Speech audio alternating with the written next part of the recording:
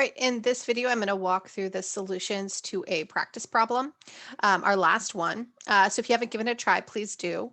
If you downloaded the practice problems early in the week, I found a typo and updated it later. The third step, which is very fast, should have an E plus D form C2 rather than D plus D. So what I'd like to do first for the part A is just identify the intermediates of the reaction. I think the easiest way to do this is to first identify the reactants and the products. So these were given in our overall reaction, and we can pick them out of each step pretty easily. So anything that's an A or a B or a C are our reactants or products. So then everything else should be an intermediate, and we should confirm that they cancel out. And so we form 2D, and then we consume 2Ds between steps 2 and 3. And step 2 produces an E, and it's consumed in our third step. So our intermediates then are going to be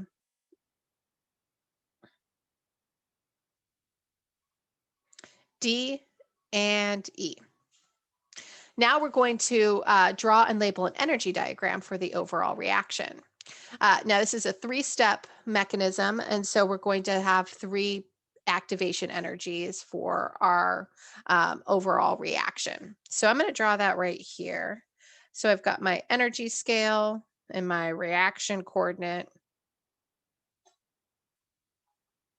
which is kind of like time. It's like how the reaction progresses. This doesn't tell me if it's exothermic or endothermic, so you can choose to draw it whichever way you like. I'm going to assume exothermic. And so I'm going to put my reactants and my products in here. So my products are going to be B2 plus C2, and my reactants are 2A.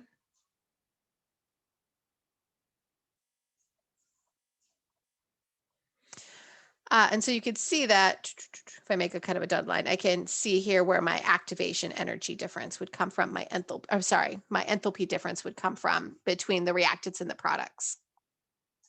So now I need to come up with my 3 steps. My first step is fast, my second step is slow, and my third step is also very fast.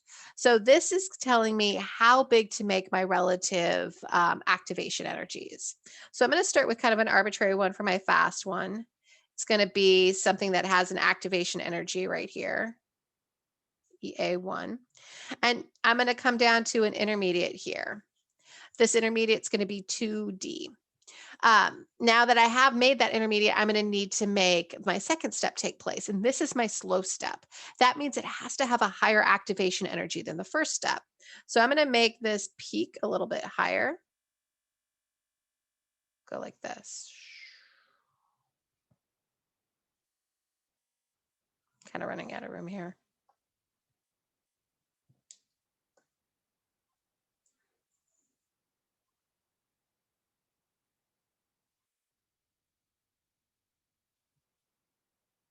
So I now have a larger activation energy for the first step if I compare these. So here's activation energy 1, and here is 2.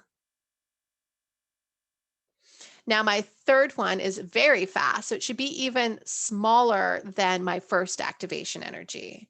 So I'm going to come down to some intermediates and make a short one and then connect to my products. And so my activation energy here is the smallest. And it should be because it's the fastest step. And so I have 3 transition states, and my intermediates are at the end of each of these first 2 transitions. So I have 2D here in the first intermediate step, and then I have E plus B2 for my second intermediate step, ending with B2 plus C at the end.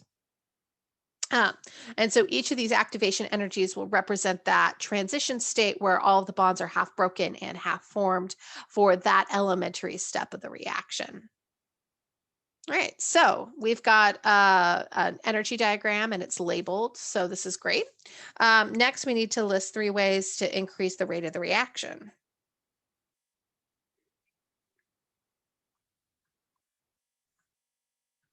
So we can do this by changing our concentration. Remember, when we talked about collision theory, we said that this reaction is going to depend on things clashing into each other.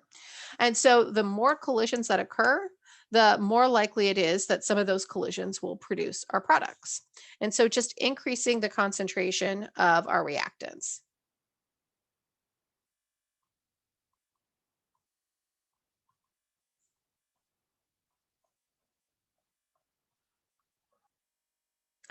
A second way we can increase this rate is by increasing the temperature. When we increase the temperature, we increase the overall average kinetic energy of our particles.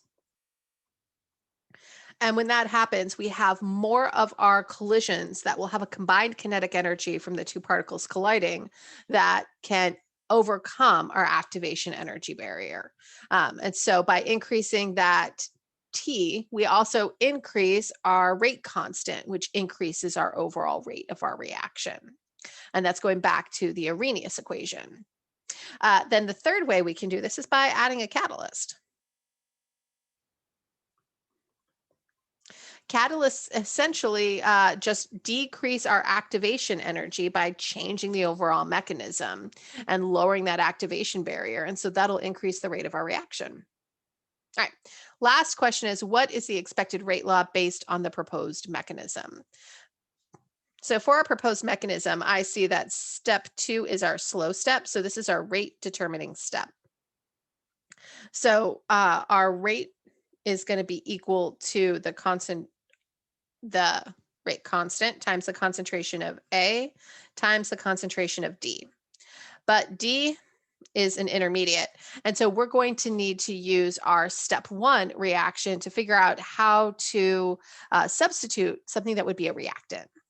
But I see that step 1 is fast and reversible. And so we can use step 1 to help us solve for this rate law. So this is for step 2 here. So we need to substitute here.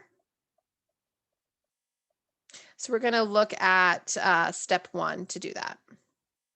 So the rate law for step 1, the forward rate will equal the reverse rate. That forward rate is equal to K times the concentration of A. And the reverse rate is equal to the rate constant times the concentration of D squared. It's going to be second order with respect to D because it has a coefficient of 2. All right, so now we're going to solve for D. And so we're going to divide both sides by KR.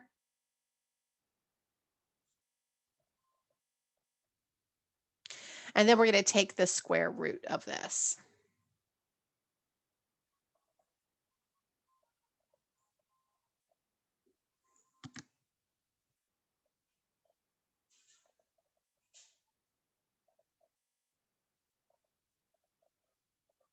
And you can write square root over that concentration of A, or you can represent that as to an exponent of 1/2. And it's the same thing. And that'll be equal to D. So now we have something that we can substitute. So we can substitute this in over here. Let's make this better. So when we do that, our rate for step 2 is going to be equal to this K for step 2. Now times the square root of the forward rate constant divided by the reverse rate constant, then all times A, and then times A to the 1/2. All right, so that's going to give us an overall rate that's going to be equal to some observed K, which will take into account all those different rate constants and the square root of them and all that. And so we'll see some overall rate constant times the concentration of A. And we can write this as 1/2, but really that's 3/2 as kind of the traditional way we do it with kinetics is we use fractions rather than whole numbers with a fraction when we're doing exponents for our concentrations. And so that is going to be our rate law for our proposed mechanism. And now we could compare this to experimental data if we had it.